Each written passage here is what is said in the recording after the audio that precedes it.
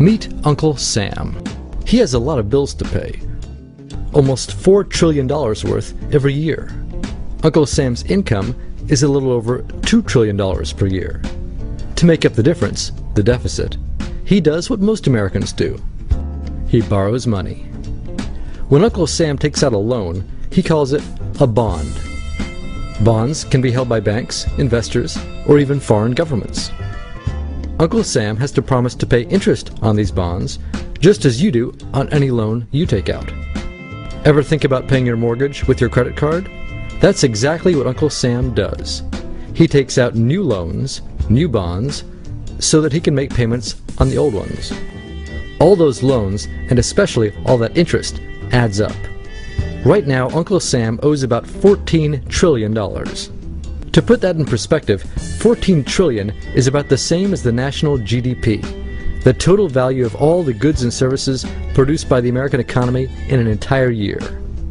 It's such a huge amount of money that Uncle Sam is starting to run out of people to borrow from, and he's having trouble just paying the interest on his loans.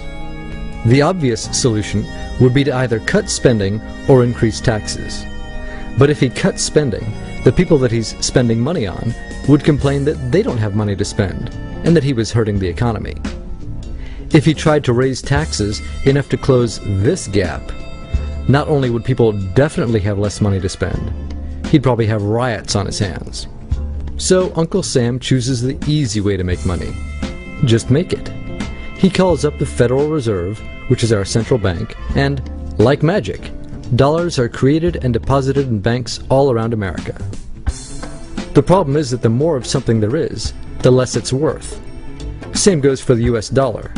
The more dollars there are, the less each one will buy. That's why commodities like gasoline, food, and gold become more expensive when Uncle Sam does his money-making magic. The commodities aren't really worth more. Your money is just worth less. That's called inflation. Remember the foreign governments that lent money to Uncle Sam? When they lent money to the American government, something interesting happened. It made the US look richer, and their countries look poorer. When a country looks poor compared to America, $1 of our money buys a lot of their money, so they can pay their workers only a few pennies a day. With such low labor costs, they can sell their products in America for lower prices than any American manufacturer can. The easiest way for American companies to compete is to move their factories overseas and pay their workers a few pennies a day too. This contributes to a recession. Americans lose their jobs, stop paying taxes, and start collecting government benefits like Medicaid and unemployment. This means that Uncle Sam has even less income and even more expenses. At the same time, the people who still have jobs are desperate to keep them, so they tend to do more work, but not to get paid anymore. When your dollars are worth less, and you're not earning more of them, that's called stagflation. And this is why Uncle Sam is in a catch-22. He can't raise taxes or cut spending without making the recession worse. And he can't have the Federal Reserve create more money without making inflation worse. For now, he can keep borrowing money, but since he can't even pay the interest on the loans he already has, it just makes his inevitable bankruptcy even worse. Whether it's in 2 months or 2 years, the day will come when Uncle Sam can no longer pay his bills. When that happens, the banks, investors, and foreign governments who are counting on that money won't be able to pay their bills. You see, just like Uncle Sam, governments, banks, and corporations don't actually have much money. Mostly, all they have is debt to each other. If one link in the debt chain stops paying, defaults, the whole thing falls apart. If investors can't pay their bills, corporations won't be able to pay their employees.